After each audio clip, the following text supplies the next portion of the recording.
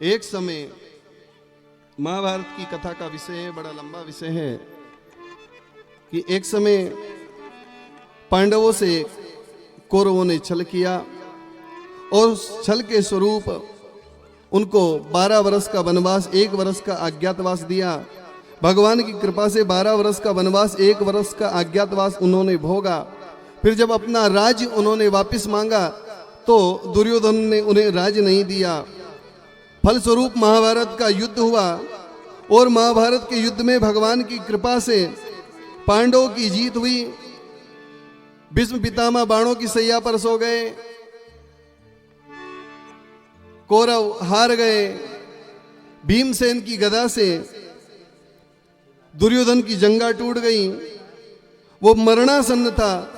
तब गुरु द्रोणाचार्य का पुत्र अश्वत्थामा उसके पास में आया और उससे कहने लगा, मैं तुझे कैसे प्रसन्न करूं भाई, मुझे बता।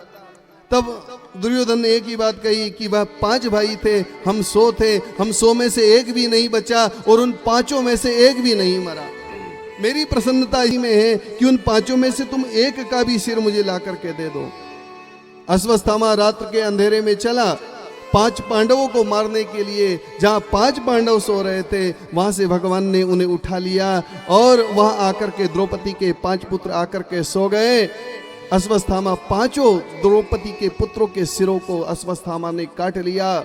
ये बात द्रौपदी को पता हुई तो द्रौपदी बिलक करके रोने लगी। तब अर्जुन ने ये प्रतिज्ञा ले ली कि उस आतताई का सिर जब तक मैं काट के नहीं लाऊंगा, हे देवी, अपने पुत्रों की अंत्येष्टि क्रिया करके और फिर उस आतताई के सिर पर तुम पैर रख करके स्नान करोगी, ये मेरी प्रतिज्ञा है। अर्जुन ने ऐसी प्रतिज्ञा ली और भगवान श्री कृष्ण से कहा रथ चलाने के लिए। तब भगवान ने इस रीति से रथ चलाया। भगवान अश्वत्थामा के पास अर्जुन का रथ पहुंचा देते हैं। दोनों तरफ से बाणों का संधान होता है। अश्वत्थामा ने जब देखा कि अब तो मेरी मृत्यु सन्निकट है, मृत्यु निश्चित है, तब अश्वत्थामा ने गुरु द्रोणाचार्य का सिखाया हुआ बाण ब्रह्मास्त्र का संधान किया और ब्रह्मास्त्र चलाया। अर्जुन ने भी भगवान के कहने से ब्रह्मास्त्र का संधान किया। दोनों ब्रह्मास्त्र जब एक दूसरे से टकराए तो त्रिलोकी जलने लगी। तब अर्जुन ने भगवान के कहने से ब्रह्मास्त्र अपने तरकस में बुला करके और अश्वत्थामा को ऐसे बांध लिया जैसे किसी बलि के पशु को बांधा जाता है, और रथ के पीछे भाग में डाल करके द्रौपदी के पास में लेकर के आए। द्रौपदी के पास में ला करके और तलवार खींच करके उसे मारने के लिए तैयार हुए। बैठ जाओ, थोड़ा बाद में करना ये सब काम। बांधने के लिए तैयार, मारने के लिए तैयार हुए।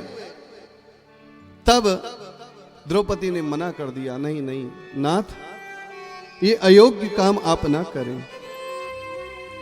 इसने मेरे पुत्रों को मारा है, मैं जानती हूं जब किसी मां का पुत्र मरता है तो उस मां को क्या दुख होता है, क्या तकलीफ होती है, मानो उसका कलेजा आज निकल गया हो, क्योंकि मां तो मां होती है।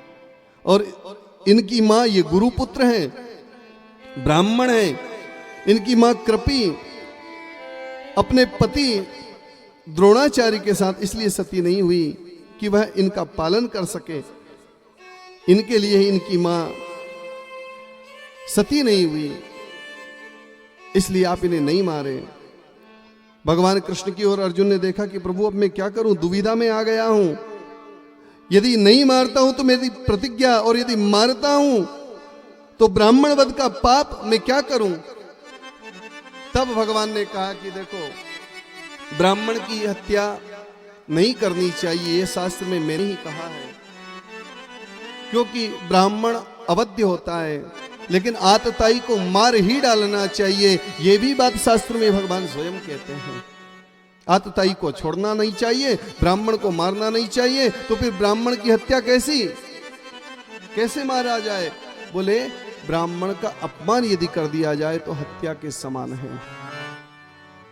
बिना कारण से कभी किसी ब्राह्मण का अपमान हमारे द्वारा नहीं होना चाहिए, इस बात का ध्यान रखें, वरना अकारण ही ब्रह्म हत्या का पाप लगता है, ऐसा शास्त्र कहते हैं। गाय को कभी भूखा नहीं रखना चाहिए। शास्त्र कहते हैं भूखी गाय आंख से अश्रु गिराती हुई, गर्म श्वास लेती हुई, जितनी देर उसने गर्म श्वास भूखेपन में लिए, भूख से व्याकुल होकर के लिए, उतने कुलों का वह नाश कर देती है। याद रखना, ब्राह्मण के आंख से जितने अश्रु टपकते हैं, अकारण किसी ब्राह्मण का अपमान करें, जितने अश्रु टपकते हैं, एक एक अश्रु एक एक कुल का नाश करता है, ये शास्त्र कहते हैं। लेकिन ये ब्राह्मण तो था, पर आतताई था, धोखे से इसने द्रौपदी के पुत्रों को मारा था, इसलिए अपमान कर दिया गया। भगवान की बात समझ गए अर्जुन, और अर्जुन ने तुरंत अपनी तलवार से उस अश्वत्थामा के केस काट दिए, उसको उसके सिर को मूंड दिया, और उसके सिर पर जन्मजात मणि लगी हुई थी, उसको निकाल ली और उसे वहां से राज्य से निकाल दिया गया। तब वह दूर जाकर के पश्चाताप करने लगा अपने किए हुए कर्म पर, और उसके मन में यह भाव आया कि मैं इनसे बदला जरूर लूंगा। तो उसने 5 अग्निबाणों का संधान किया और ब्रह्मास्त्र को दोबारा उसने चलाया। 5 धधकते हुए अग्निबाण पांडवों की ओर आने लगे। तब भगवान के हाथ से सुदर्शन चक्र छूट गया। कथा बहुत है, पर आपके पास टाइम नहीं है। मेरे पास खूब टाइम है ना, मेरे पास टाइम की कमी नहीं है, बहुत टाइम है, क्योंकि भगवान ने मात्र टाइम दिया मुझे और कुछ नहीं दिया है? आपको भगवान ने बहुत कुछ दिया होगा, दुकान दी होगी, मकान दिया होगा, संस्थान दिया होगा, जमीन दी होगी, जायदाद दी होगी, पत्नी दी होगी, पुत्र दिए होंगे, सब कुछ दिया होगा, लेकिन मुझे तो केवल भगवान ने टाइम दिया भैया।